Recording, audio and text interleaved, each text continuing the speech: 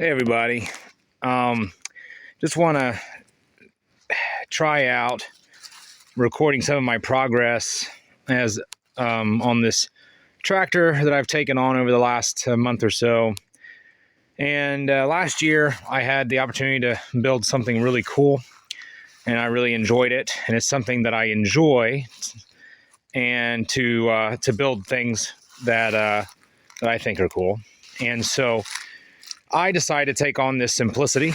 I'll explain in another video, or at least another time, why I chose this simplicity tractor, and go into it. But I just wanted to give you kind of a preview of kind of the stuff that I've been trying to do to this thing, and kind of what my plans are for it, and my goals with it. Now, a number of people ask me why I decided to go with a simplicity. And the reason why I decided to go with simplicity is not very complicated. It's because that's what I found. My one son is a Cub Cadet. My other one has a John Deere.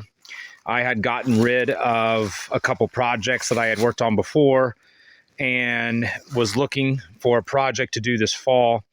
And this is what showed up on Facebook Marketplace. I'm like, I've never worked on a simplicity. I think I'm going to get one and try it out. So me and the boys went and picked up one, but not this one, actually. We actually picked up that one. And was not running. It needed a carburetor, needed an intake, and it still has a lot of issues with it. That's actually not even the body panels that came with the tractor. It was pretty wore out, not the tires or anything. But I got that one, and I was getting it running, and I was tinkering with that one. And I said, boy, it sure be nice if I had some parts to go with it. And so that's when I started looking, and I started finding other cheaper 7116s. And that's where, actually, this is two tractors in one. And that's kind of where I'm bringing you in. You're a little late on the process, but I'm hoping to catch you up with what I've tried to do. So this rear end is actually not part of this tractor. The front frame and the fenders and the hood and grill all came from one tractor that I got from Kentucky. But the rear end came from another tractor that I got in Indiana, which had a engine that had the crankshaft had come off of the connecting rod had come off the crankshaft. Now let me tell you why I started out with the 7116 instead of the 7117 or 19, and I think they even made a 20. The reason why I went with the 7116 is, and this might just be my OCD, and people might think, hey, that's ridiculous. But the reason why is because it still had the most metal on the frame. The 7116, 70 and 1719 have cutouts here for the two-cylinder Kohlers that sat on them. And I wanted as much frame as I could get. And so I thought the best candidate would be a 7116, and that's what I got. And so when I went to go pick up this one, it was actually in a lot of a few different simplicity tractors that all looked the same but had different engines. But I really wanted this frame. This was obviously the baby of the man who owned it. I was buying it from his son. His dad had passed away, but this was his dad's baby. It still had the deck on it, had the tiller on it. You could definitely tell his dad used this one, and this one's the one he liked the most. All right, so let me catch you up with what I've done up to this point. And like I said before, the frame here is from the one from Kentucky, but the front axle is one from Indiana, and the rear end is from the one in Indiana. But the frame and the fenders and the hood all come from the Kentucky tractor. Anyway, so I put those two together. I found the best parts off of both, and I started building one tractor. Okay. So let me start off why I picked this rear end. So this rear end came off the tractor from Indiana. And what had happened to this tractor was the connecting rod disconnected from the crankshaft and basically stopped the engine. Now, the rest of the tractor was in pretty good shape, except for the engine being blown up, I guess you could say. But there was effects and rust on there was a number of rust on the console and the frame that I didn't feel like it was worth saving. Big flakes of rust come off from battery acid over the years. But this rear end was in excellent condition. So I actually threw a motor on this real quick just to hear it run, and this rear end is as quiet as a mouse. Now, on these tractors, they actually have two things to the rear end. They have a bevel gearbox here, and the Simplicity hydrostatic transmission. I think it's a Sunstar, but don't quote me on that. I really don't know all the details. And this one is actually in very good shape, very little play. I don't think the tractor had a lot of hours on it. I think the owner ran the oil engine out of oil. So this rear engine was in obviously excellent shape, and then I could use the body panels off the other tractor. And so this rear end is the one I'm going to be using going forward, but I'm going to keep the other one around.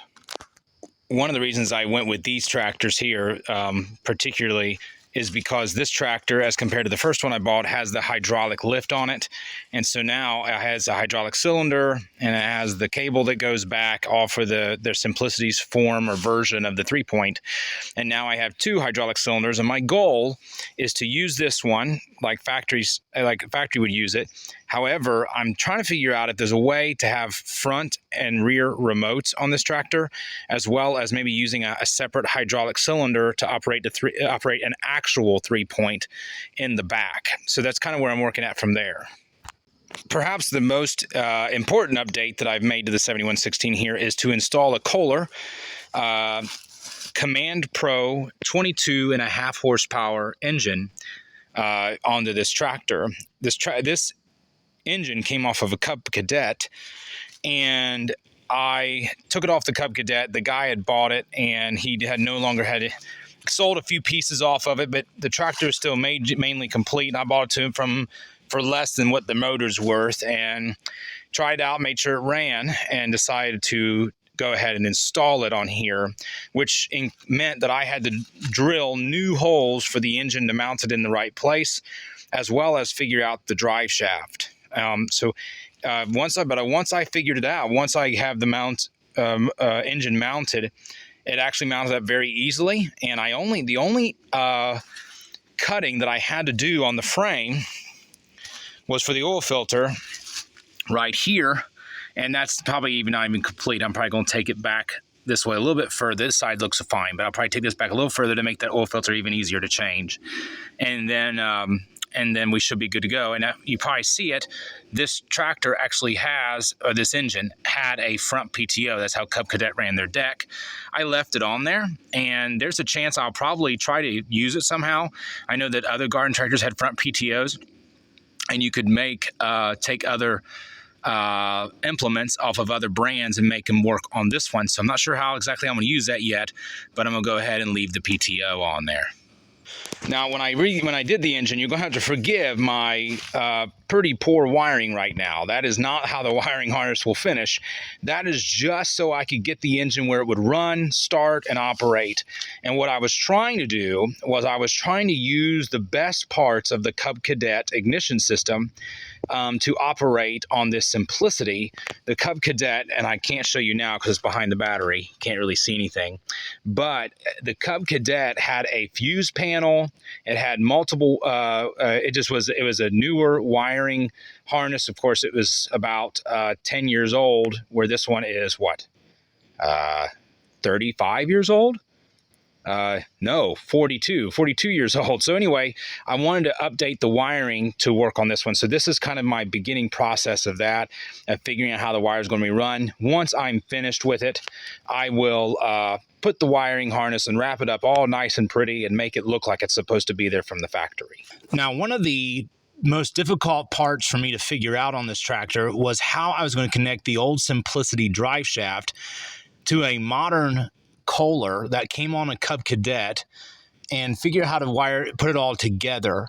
And so I did a whole bunch of research, and they sell different connectors. One of them that's real long here, that it bolts up to the flywheel, and it's really long, and it connects to the drive shaft. And I was actually about to pull the trigger on that one and buy it. There's a leaf on here. But what I ended up doing was, before I did that, because I'm trying not to spend a whole bunch of money. For me, this is just the process. It's supposed to be fun. It's supposed to be enjoyable. And so I'm like, what can I do? Well, when I bought the Simplicity from Indiana, the fellow I bought it from had a Kohler engine sitting there. and it was an old Kohler engine from like the 60s or 70s tractors. And he said, I don't want it. Nobody will buy it. And he goes, it's pretty much locked up. And he goes, I don't really want it. Would you like to just have it? So I took it. I took it home. I found out that he only thought it was locked up, but it was full of mouse nests. And as soon as I opened up the front end of it, it just came out and then it spun freely. So, but on that Kohler came, I don't know if you can see it in there, was that adapter.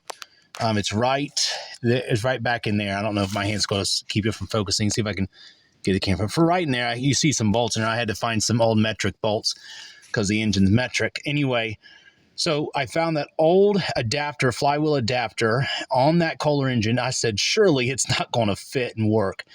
And it did. It went on there, bolted up perfectly, and it was exactly the right size. Let's see on this side of it, exactly the right size, because those are 3 inches across from each other. The bolts 3 inches apart from each other, and then these here are 2.5 inches. So the drive shaft here, that's 2.5 inches apart right there. So I knew that and it bolted up perfectly. So I put the Kohler adapter, the old Kohler adapter on the new Kohler engine, attach the adapter to the original Simplicity coupler, and then cut the coupler to the drive shaft, and it fit perfectly. And what I think is fascinating, I don't know if you see it, but I didn't have to make any adapter plate whatsoever. I was able to lay the engine straight in, and it was the right height, fit perfectly, and it runs, and it's smooth, and everything actually worked out perfectly, which I was very happy with. So this has generated the most interest of what I've done to the tractor up to this point. And this is just a prototype. It's not finished by any means. But on the original tractor, there's a lever here you push it forward and the tractor goes forward, you bring it back and the tractor goes backwards. It's not the throttle lever, it's just the hydrostatic lever that makes you go forward and backwards. In fact, I'll show you what that looks like. All right, so here on my other Simplicity, you'll see that lever. There's the bolt right down there, or the stud that goes through the frame that controls that, and it goes back to the rear end here, and it goes up. You control it, and there's a neutral, forward, and reverse there, and I had removed all that off this tractor. I guess better stated, I removed it off this tractor. Anyway, so I removed it, and basically it was what I love about working on this tractor is everything is standard measurements. It's not a mix of standard and metric. It's not metric threads or standard threads, and we don't know which. It's not a mix of two. Everything is standard. I got to use all my American standard wrenches, and everything else works perfectly. And so I really enjoyed that. So what I chose to do was I wanted to make a pedal, because I had an old Ford 1110 that I liked that had a hydrostatic pedal that controlled the machine, and I really liked that more so than the hand one. And because this is a little pet project of mine, I just wanted to see if I could do it, because I've never done it before. So I took a very large bolt, and this bolt goes through here, and on the other side, I with a grinder ground down the bolt to fit within the lever that moves the hydrostatic forward or reverse. And so when I reinstalled it, the washers here act as spacers to make sure I have the right spacing in there, and so that the lever is in where it's supposed to be. And just to kind of show you how it works is if I push forward, it goes forward, and then that's full throttle. That's full throttle. That's full speed ahead. I guess I don't know what else would you call it. Full speed ahead. It returns back to neutral, or returns back to stop, and then reverse. That's reverse, and it returns back to stop. That is kind of the prototype. That's what I'm working on now.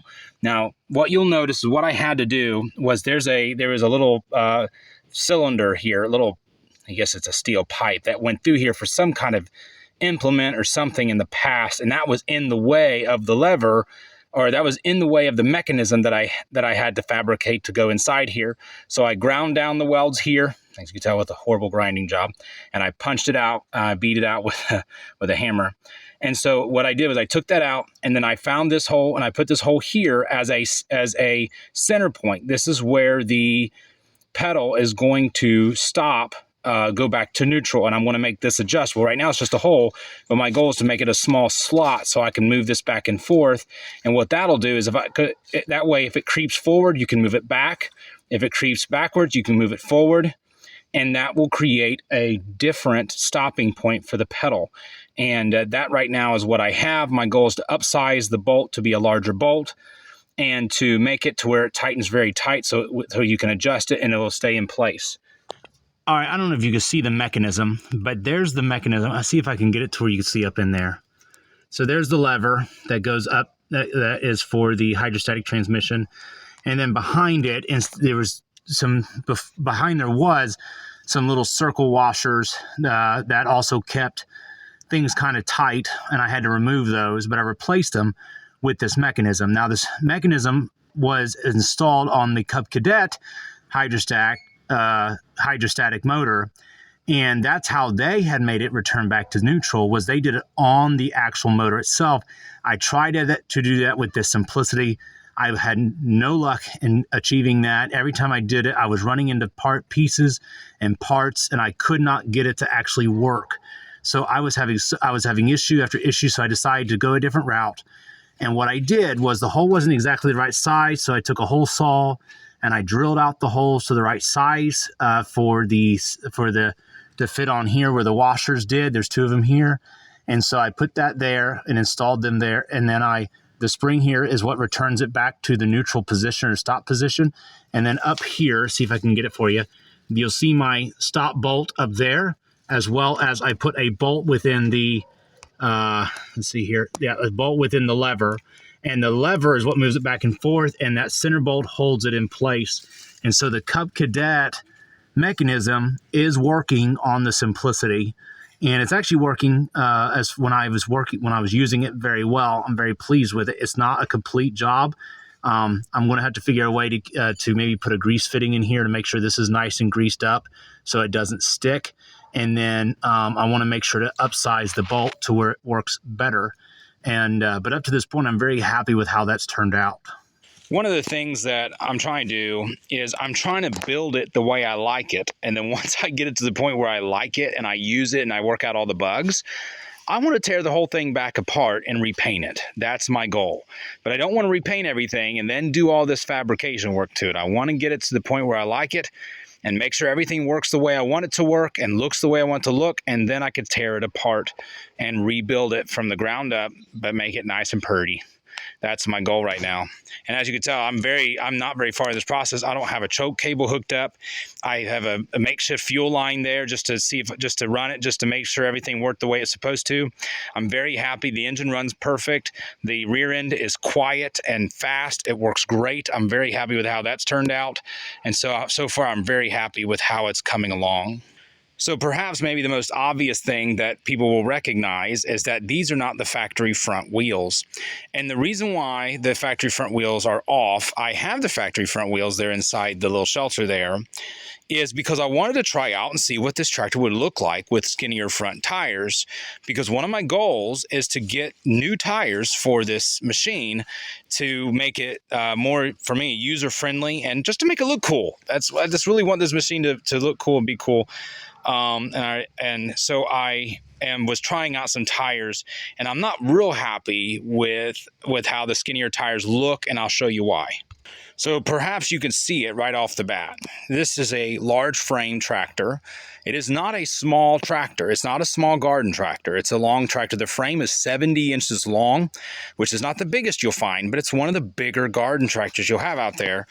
And if you look right here, if I can block the sun a little bit from you, if you look here, you got a big front end and little tiny front tires. And I know they make, those are 4/8 by 8s, and I know they make 5/7 by 8s, but we talked over with my wife and my kids, and they're like, yeah, that looks kind of dinky. And it doesn't help that a lot of the width of the front end comes from the wheels, not the actual tractor. If the front of the tractor was actually wider up front, I probably wouldn't have as big an issue with it. But because it mainly comes from the rims and wheels, it looked kind of corny. That's what we were thinking when we were looking at it. All right, so what's the plan with the front wheels then? Well, my plan is to install golf cart hubs onto the spindles of this tractor. And what that'll do is that will give me options. I'll be able to install, if I ever change my mind in the future, I'll be able to install some skinny wheels up front, or I can install wide wheels up front. The normal golf cart tire is 18 by 8.5 by 8. And if I can get those to fit on this tractor, those will look great up front. It'll broaden the stance of the tractor in the front. It'll make it look a little more solid in the stance in front. I think it will look really great. So my goal, and you'll see that in this video, is for me to install those hubs on this front end, so that way we can try out some golf cart wheels, or at least rims. Now, regarding the rear end of the tractor, my plans are, first and foremost, since we're on the topic of tires in the front end, the rear end of the tractor, my goal is to up the size of the wheels. I don't want them huge. When I was driving this thing around, it is fast already. I don't know what it is that makes this tractor so much faster than that one. That's the tractor back here, this guy. I drive it pretty regularly.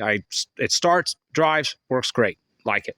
It's not fast. I don't know if it's the throttle's just too low, or the governor's not working right, or whatever, but it's not a fast tractor. This one, however, flies. I'll drive it and it just moves fast. And I know that if I add really big wheels in the back, it will go even faster.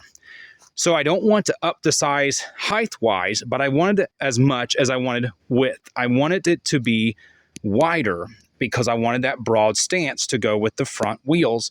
Again, we tried out the small wheels in the front because I actually thought about putting skinnier but taller wheels in the back. I don't know if you've seen tractors like that, but I've seen a number of those, and I really like those too. But because this tractor is a larger frame, it's a little wider and boxier than some of the skinnier tire tractors, I thought it would look better with the bigger wheels. Let me show you what I got to do that.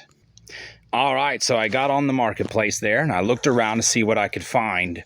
And one of the things that popped up on my feed like a month ago, when I was on the marketplace, were these tires. And the guy had a whole skid of them, and he was selling them for about half, maybe a little less than half of what you could buy them brand new. Of course, these are brand new. They still have all the lines and the markings and all that. He had bought a skid of them for a discount price and was trying to make some money. And so in talking about it with my wife and figuring out what would be the best option for me, we decided to go this route. Now, let me tell you what kind of tires these are. These are ProTech, you can see that, Maxxis, ProTech Maxxis. And this is the size that they are. They're 24 by 12 by 12s. Now, factory, these tires here are 23 by 10.5 by 12s. So I wanted something that would give me a little more height, but a lot more width. And so these popped up, and I decided to go ahead and get them. And reason why I went with these instead of just buying wider tires is these rims, as far as I understand, are only 7 inches wide. And so when you put a wider tire on those rims, it balloons out and it balloons up. So you have a real tall tire on a 12-inch rim, and I wanted it to be wider, not just taller. And so I decided I need to get some new rims if I wasn't going to take the time to fabricate these wider. And so these came up for the right price. So I picked them up and I brought them home. So I'm going to give you kind of a side profile of how wide these things are. So they're pretty wide. They're pretty big. And I think they're going to work good for my application. Let me show you what they look like next to the tires that are there. All right, so this kind of gives you a side profile of what the tractor looked like. As you can see, I'm only gaining about an inch up top. Okay, 23 to 24. Okay, these rims are 9 inches wide, not 7. And this is actually the factory who makes the tires. 9-inch rims are usually pretty standard for even 12-inch wide tires. So that's kind of what they're going to look like on the tractor when they're installed, except of course it's going to be further in. Let me kind of give you a front perspective so you can see the width difference. I think the one on the left there is going to look a lot better than the one on the right. It's going to look better underneath that fender. It's going to look a lot better on the tractor. Okay, and just because, so we can show you this side, also have one sitting. A lot bigger meats for this tractor. And again, what that's going to do is add stability, look better, but without adding a whole bunch of height to the wheel. So the tractor's height won't really be that much different. Actually, it gives you a pretty good perspective of the difference in height of what they're going to be, about an inch taller. Now, some of you might ask, John, why aren't these installed on the tractor now? Why are they off the tractor? Well, as other Simplicity owners will tell you, is these wheels rub, at least on one side, as far as I could tell. I was so excited. I did my measurements, and I thought, there's a chance it won't rub. There's a chance. I had heard other Simplicity owners say, they'll rub. And there's a chance. And it didn't, except for this guy right here. That's where it rubbed. It rubbed right on that thing. And it's only about 1/4 to 3/8 of an inch too far in for it to be mounted on. So that means I'm going to have to get spacers to throw on there to mount these wheels to the tractor. I'm waiting on that because I kind of want to see how wide the front wheels are, and that will kind of determine my spacing of the rear wheels. Now, based off my research that I've done on this tractor, the front wheels are a little wider stance from outside edge to outside edge than the back wheels are from outside edge to backside edge. I want to even that out, or have the back wheels stick out from the front wheels a little bit further. That's my goal, is to have that done. And so that's my goal right now, is to figure out the front end, get the front wheels, get them mounted, get them installed, measure them, and then figure out how much of a spacer, how large of a spacer I need to make those back tires look right with the front tires. This is the end. No, literally the rear end of the tractor. One of the things that I'm working towards is figuring out how this 3-point is going to go together. So this is the last thing I'll discuss before I start working on the front end.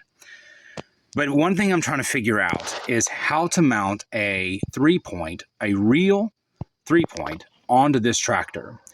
And what I've come up with so far is basically, I'm going to initially use this to raise and lower the 3-point. This is off the hydraulic cylinder in the front.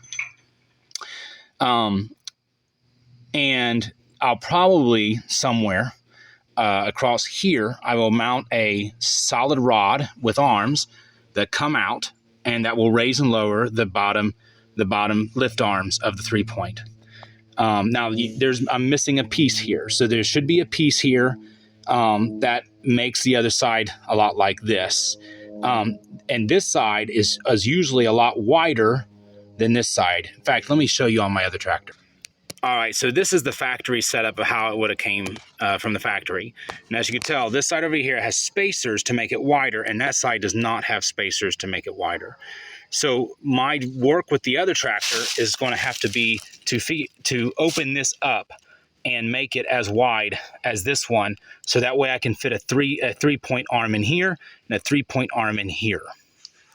Now, when I bought this tractor, the fella who I had bought it from had taken off. He would buy these tractors and then sell pieces and parts off of them, and then when he didn't, and then he would sell the rest of the machine. And so that way he'd make the most money out of the machine. Anyway, but when I bought this tractor, it was missing the little raise and lower mechanism here. So he had this, but it wasn't installed, and that's why a lot of the stuff's missing. So I threw it together real quick to test drive it. But my goal is to put the spacers back on over here, as well as, get the right bolts, but spacers back on here so I can put a 3-point over here. And then, as far as I understand, as far as my goal is, I'm going to cut this ear off. This is just beveled out a little bit. I'm going to cut this ear off.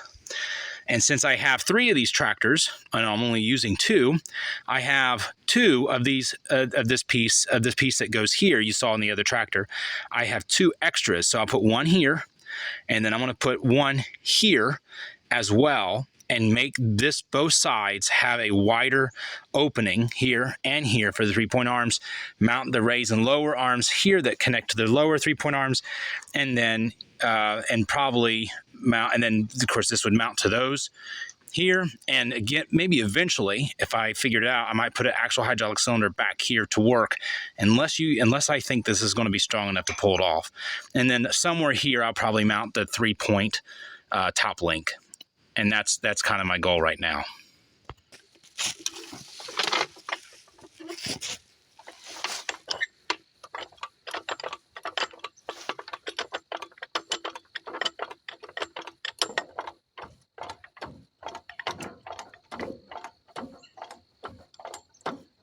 Now, this is my second attempt.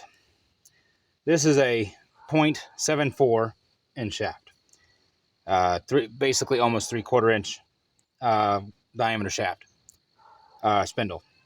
And I had bought golf cart hubs for 2003 and newer because they were 0.77. They were larger than the 0.34, and I thought, hey, that way I know that they'll be larger than 0.34 or 0.74. And they were way too big, sloppy, couldn't do it. But the ones for golf carts up to 2003 are 0.74.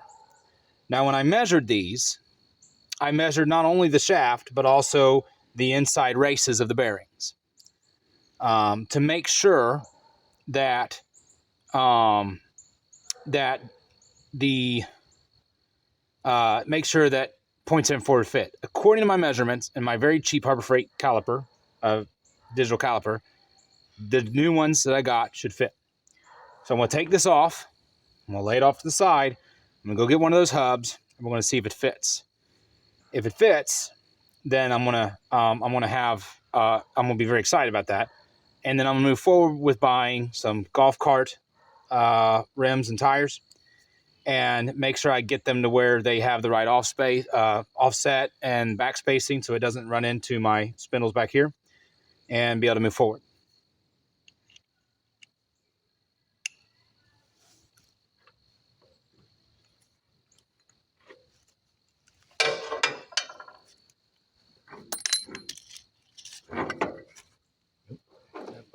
Right out.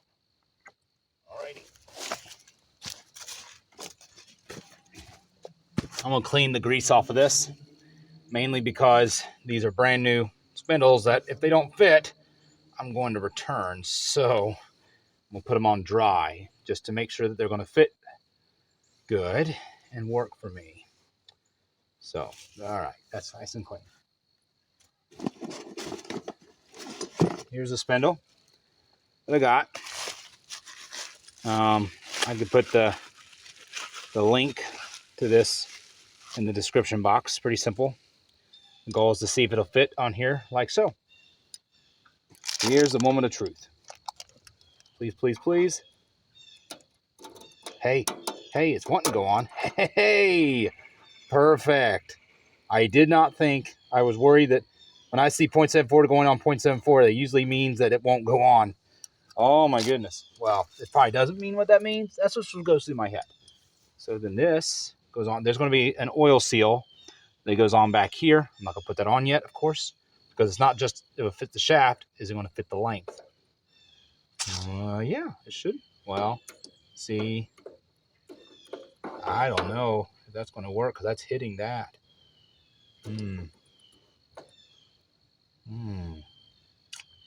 What do I do? It's hitting right back there. I guess I could cut that back part off. The question is, do I need to do that? Bring it up just a little bit. Then there's a spacer on these on the factory tires. Let me go get that spacer. Factory wheels. Bearing comes back off. Spacer. Same size as the other one. Bearing. Now let's see if this hub will go on without hitting. It was hitting right here. You can see it right there and right there, hitting right there. Let's see if this is going to... All right, that fixed that. Let's see here. Well, it don't look bad. I just see a little bit of a dilemma. I'm not sure exactly how that's going to fix that. All right, let's see here. Okay. Now the bearing And I think that the issue I'm going to run into, this one's double bagged or something. See if there's one in here that's not double bagged. That's better. The issue, I'm already seeing one issue, but it's not an issue with the hub as much as it's an issue with how I'm going to get this to be reattached. So there should be plenty of room for this. Let's see here. Let's see what goes on. Alrighty, and we're on. Oh yeah, look at that. Look at that. Man, that is awesome. Alrighty, so now I got to figure out how, because here's the collar that goes on there. Let me wipe it off. It's also dirty. So and there's about 3/8 bit of room, which is about the size of the collar. The question is how am I going to tighten? See, this thing has a little it's not quite going on. Let's see here. What can I do? You know what? Let's go get a washer and see if I can put a washer back there, because that spacer might just be a little too much. Okay. Got a couple washers off of the wagon wheels. We call them wheels off our yard cart. Let's see, because they're not as big, quite as big as the other ones. Oh, got to put a bearing on. Like, nope, no difference. Well, oh, that's perfect. 2 washers. Then you can put this bearing in here, like so. Then the spacer, like so, which I don't know if that's actually going to work, because I got to find a way, because here's the lock collar right here. I got to lock that in there. But that seemed to do it, and that seems to be on there enough, because it's right there. I mean, you can't, I don't really want to get any closer. But let's see here. I don't think there's a way for me to get that in there. The only thing I could think of is getting a small bolt that's the same thread, so you can take a little wrench and tighten it in there a little bit. See if I could get a small bolt, like I said, and get a wrench in there. See that? Look at that. Isn't that awesome? Man, that's what you want to see right there. All right, so what I did was I took a bolt and I ground down the head a little bit. And here's the collar that was on there, the locking collar. I'm gonna see if this is gonna work. I only ground it down just to see if it's gonna work before I take too much time to be a prototype. If it works out well, I'll probably grind this down to a point, put it in my vise, grind it down to a point so it digs into the metal a little bit better. But this is just to see if it's gonna work. So thread it in here, like so, before it goes too far. Okay, we're going in. That's a good sign. Oop, let me unscrew it a little bit. Looks like I already got some tension on it. There, just like that. Now, what I'll do is grab a 1/2 inch wrench and push it as tight as I can get it right there, and then snug this down to where it locks it in. Well, if I can. Let's see if I can get it. There you go. And then get my wrench in there just enough to kind of turn it. All right, this is, I don't know if it's going to work or not, actually, because it's in there now. There you go. There it turned. Let's see if I can get it back in here. See, I don't know if this is going to work or not, but it was just a trial to see if it would go in. Oh, there you go. Oh, yeah. There you go. And then we're snug. See, now. Got a golf cart hub. Nice, good fit. Spins freely. Look at that.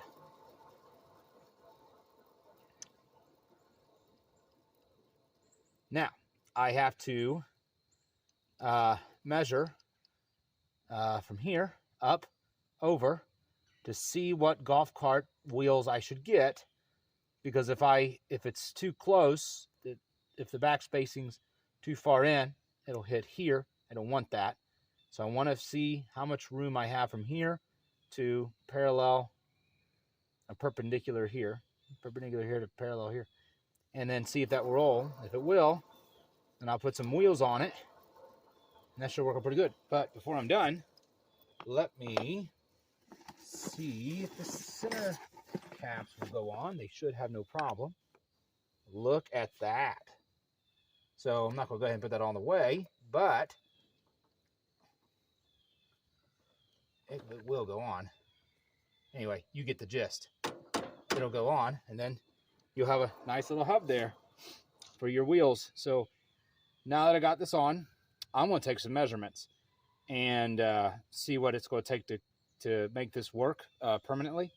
And that way I can order some wheels and all that. So I think this is a good place to stop this video. Next time you see me, I'll try to have these fully installed, and hopefully we'll have some wheels, rims, and tires and stuff that will go on here.